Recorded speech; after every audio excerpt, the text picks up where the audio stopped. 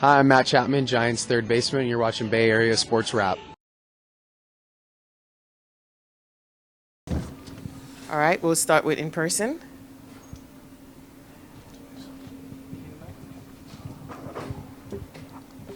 Recording in progress. Coach, what has Alicia Clark brought to this team since you guys traded for A her? ton of, I don't know if this is on or not, but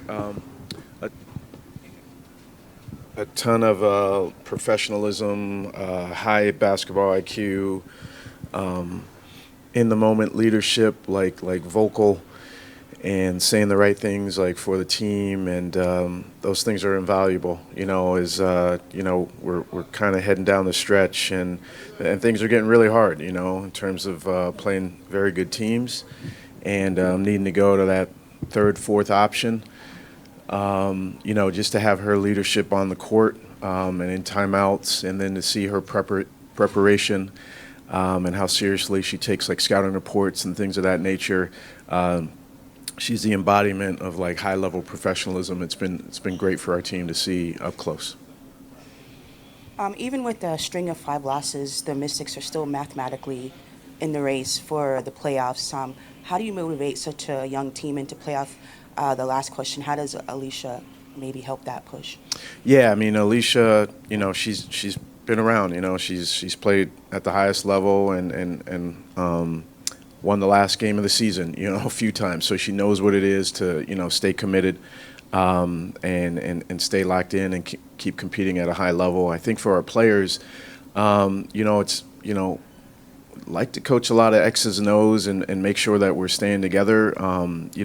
High motivation to keep competing is not something I want to do a lot at the pro level. Maybe that's a learning curve or not, but I think our players are understanding that this is the best basketball league in the world, and so if we don't compete, we're gonna have some rough nights, and we've learned some of those lessons, and want to put those in the rear view.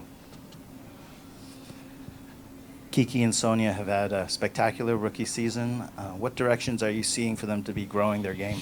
Yeah, I mean, I think piggybacking on that last question, they're just highly motivated, driven to be really good, and so they put a lot of time in terms of their coachability and their work with their position coaches.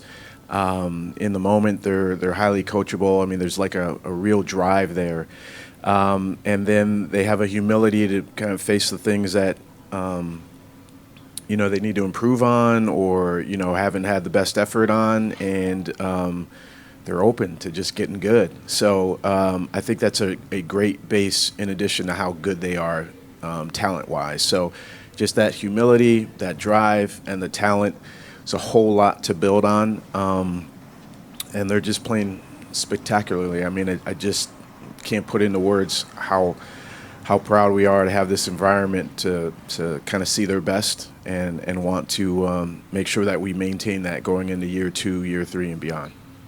We'll go to Zoom. Tyler? Hey, Sydney. One of the big themes that you've had of the season is just making sure you guys take it game by game and just focus on the next one and not getting too far ahead of yourselves. With you guys being in this losing streak and just where it's kind of put you guys in this season, what are some of the things that you guys are trying to re-emphasize to kind of get out of this and make sure that gold star, if you will, is still trying to be reached? Yeah, I think as of late, just our connectivity on the court, to be perfectly blunt, our culture has been, it's been really pleasing to see how we go about our business day in and day out, and how they interact with each other and how they stay open to coaching. And but I think we've seen some tests like in actual games where we're not quite as connected as we need to be, and I think that's the biggest thing. I know we've lost 5 games in a row, but I kind of know that a little bit more because you all have reminded me today. I think we don't necessarily go about it looking at it that way, but we do grade ourselves on how we're going about our business. We grade ourselves on our daily habits, and our players, to their credit, acknowledge that we just haven't held to that as well. in the last 10 days, 2 weeks. So Tyler, to answer your question, it's like we've got to stay connected and communicating and working hard and looking to get better. We've got to have that in game moments, and that's just as of late that has been a challenge for us. This may be related. It may not. With Golden State, they've obviously beat you guys 3 times this season. Where do you think you guys will have the most improvement tonight compared to the first 3 matchups? Can you say that again? That last part, where do you think you guys will see the most improvement on your team in this matchup with what you guys have been working toward? I don't know. Frankly, I don't know. I don't have an answer for that. I think, they've been very, very focused on guarding the 3-point line this year, and they've hurt us a lot,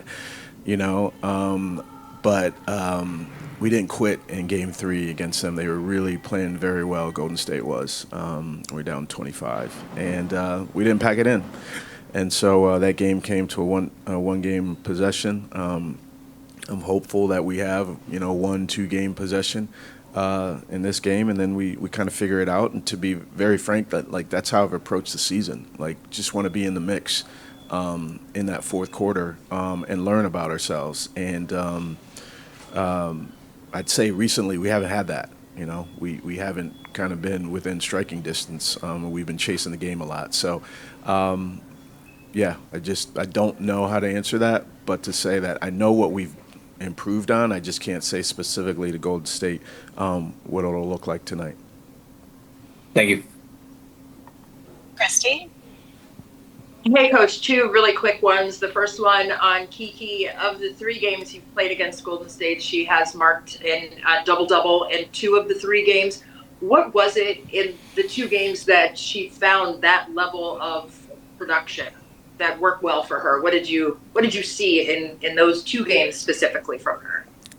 Christy, I think she's just good. I'd probably say she might have similar numbers against most of the team, maybe a little higher average against Golden State. I mean, she's good. She's an all-star. She's, when we're able to keep her involved in terms of her usage, she's not facing necessarily double teams. Even when her, in her mid-range game, sometimes it'll be red hot, sometimes it'll be so-so. But she's just a good player. So I think minutes and reading the game, which she's improved significantly. It's been awesome to see that, and her play with the ball and without the ball offensively. Chris, I think she's just good, and when we're able to keep her involved, I think usually good things happen.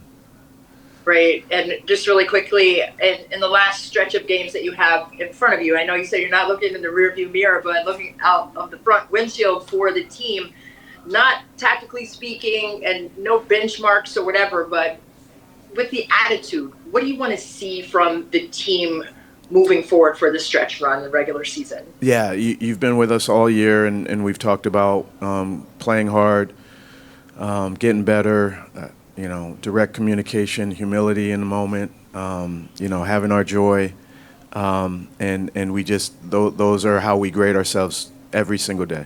That's how we grade ourselves, and we've graded ourselves like that, win or loss. And as of late, we know that we can't really grade ourselves on high marks on that, especially during the games. Connecticut games, we just didn't feel connected. New York was, not a good time for us, to be blunt. It's just not a good time for us. So we've got to get back to who we are, and then obviously X's and O's. I mean, there's a high level, so you got to make plays, but we got to make sure that we're who we want to be. Before the game and after the game, and try to see if we can have at least one more point than Golden State tonight. Thank you. Thank you, everybody. That's it, Coach. Thank you.